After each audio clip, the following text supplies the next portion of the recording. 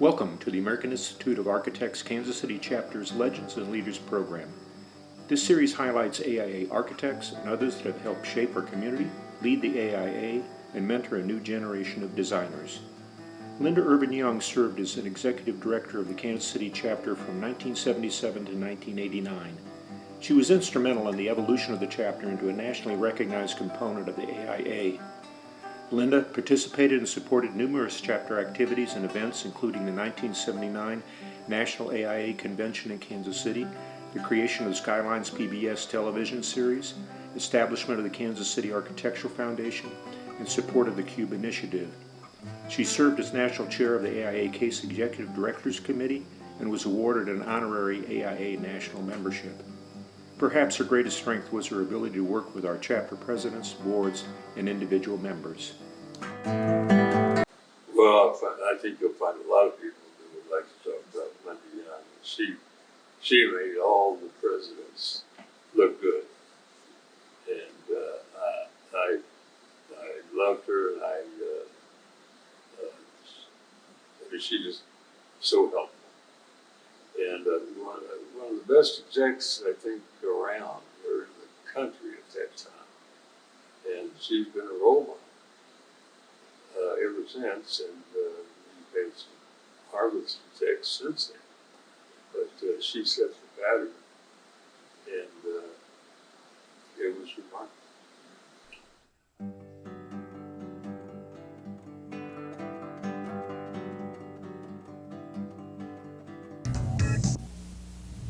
Welcome to Skylines. I'm Susan Mosby. Today with me is Vernon Reed, the founder of the Skylines program. Welcome, Vernon. Thank you for joining me. It's nice to be here. Today, Vernon and I'd like to pay a tribute to Linda Young. Linda was the host and part host of the program since its founding. In May, she discovered she had cancer, and after a 6-week struggle, succumbed to the disease on June 27th. Linda's hard work and devotion to the program was exemplary of her efforts to numerous architectural programs and issues. Today we say thank you, Linda, and celebrate her efforts. Vernon, what was her major contribution to the architectural community? Well, here in Kansas City, of course, she was the executive vice president of the Kansas City chapter of the American Institute of Architects. And in addition to that, she founded or co-founded the Kansas City Architectural Foundation, which is an organization intended to engage the public and let lay people participate in architectural activities. Do you know how long she was the executive vice president of American Institute of Architects? Yes, she came on board in 1977, 12 years. And when was the foundation started? That was just fairly recently, in the past 3 or 4 years, an effort that just has gotten started thanks to Linda's efforts to allow people to participate in celebrating architecture of Kansas City. Well, did she do other efforts outside of this community? Oh yes. Not only will the architects in Kansas City suffer this loss of Linda, but the entire architectural profession is mourning her. She served as the president of the Component Architectural Executives. That's the chapter executives all over the United States. There are some 300 chapters of the AIA, and she led that effort in helping the chapters become adept at dealing with planning and design issues and getting architects engaged in community activities and so forth. Can you describe the tribute you've put together for her tonight? As you know, we've been having this program bi-weekly for the last 2 years. It started January the 9th of 1987. And what we have done is put together a series of segments from 30 to 40 seconds or so that are little highlights of individual programs. They won't make a lot of sense as far as a continuous story is concerned because we have segments dealing with a lot of different issues. Great. But we put this together in an effort to allow the viewers to appreciate and understand what Linda was trying to do to engage the public in understanding what the planning and design issues are that are behind a lot of the significant buildings in Kansas City. And she was able to bring all the leading architects in the Kansas City area to this program to help talk about the buildings that were being shaped. Very good. Let's go ahead and move to the tribute now. Hello and welcome to Skylines. This is a television magazine for discussions on architecture. My name is Linda Irvin Young, and my guest today is Stephen N. Abend, AIA, a principal in the firm of Abend Singleton Associates, a Kansas City architectural firm. Welcome, Steve. It's nice to have you here. It's good to be here, Linda. If we could clean up this portion of the block, people would again see what was potentially a beautiful vista in this portion of the old cathedral, something, a view that people go to Europe to see, and we had it if we could bring people's attention to it. We also have a model that shows that same entryway now in a three-dimensional manner.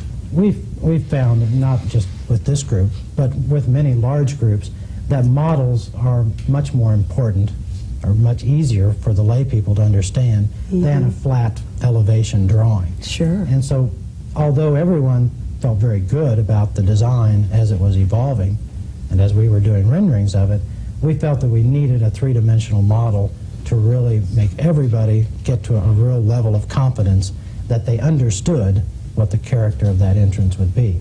One of the things that our committees had difficulty in dealing with was the size of this facility. It is, as Richard mentioned, 224,000 square feet, and that's a lot of space. Yes, it is a very large building, and as we worked through the requirements for various agencies and facilities, we had to keep reminding people that although the drawings were represented in small scale, this is a very large building. We have a slide that shows the existing building and the new structure. Which I think also shows you can see the garage, and on the left-hand side of the screen is the an oblique shot of the Central Exchange Building, the old Central Fire Station. Which is a wonderful building. It is.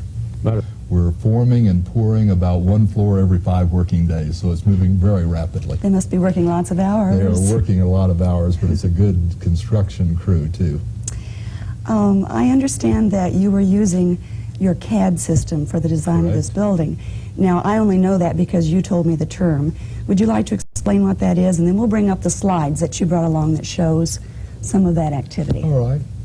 CAD is computer-aided design, and this is the first building that our office and one of the really first buildings in Kansas City designed via the CAD. Now, once we studied several designs, but once we focus into a design, then we're able to take that design and rotate it and see how it works really into the city. This is a wireframe of downtown Kansas City. We're able to take this building and place it into the wireframe then, as we have every block in downtown Kansas City. And this form is very much of a visual thing. People remember this when they come to Kansas City. If you talk to visitors, Oh, yes, everyone remembers the plaza. Sure, and also the downtown, the Yes. skyline. You've heard of the skyline. Yes, the skyline. Yeah, and this is form, and we want to keep this form. We want to keep this identity in a way, and we still want development to fit in with the form that is there. A part of the form also has to do with our parks system that was designed basically around the turn of the century or early part of the 20th century by George Kessler. And this is part of the form of the city, and it's a necessary thing for us. It's for our good and welfare, and we have to constantly monitor this to keep it at that level that it was intended to be. My understanding is that a good plan is one that does continue changing all the time. You can't just make a plan for a city and then walk away and leave it on a shelf or look at it 5 years from now and say this is exactly what we're going to do. It has to live and change. And sometimes that just plain omits the use for certain buildings. There's some great buildings in the midtown of Greater Kansas City, Missouri, just south of the downtown loop, that are very difficult to use because of the parking problem. Some clients want parking on site or just immediately adjacent to their building, and that is a problem. What are some of the other things then that we need to consider? There's one thing that we never like to talk about much because it's in the news right now is one of the greatest items, and that's asbestos. What was your first major commission then? Was it maybe the Macy's, or was there one before that?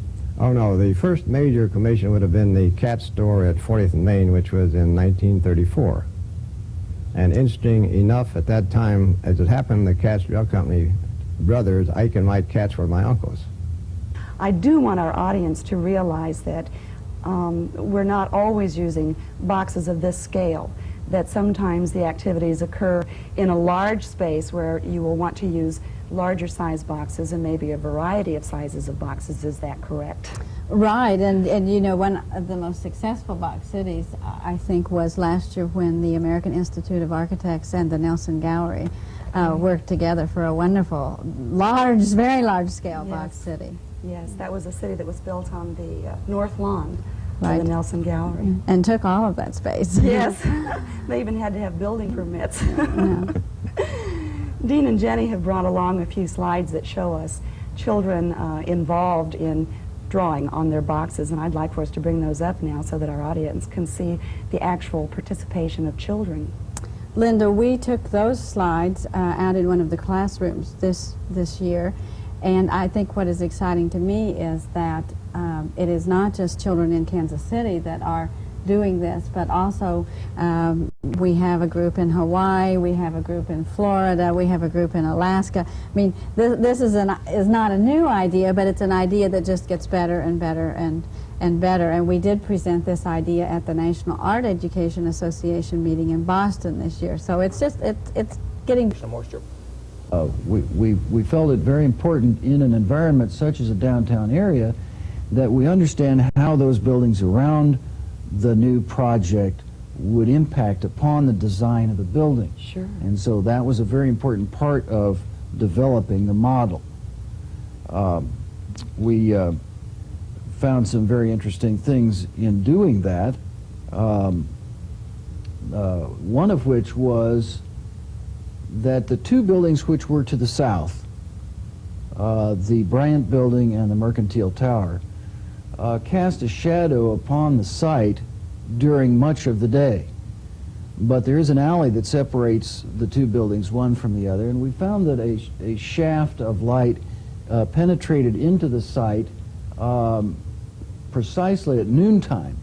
And as we began to think about Mr. Kemper's desire for a public open space, we began to see that in the center of the site would be the best place for that to be, so that at lunchtime people would have an opportunity to participate in an outdoor activity at a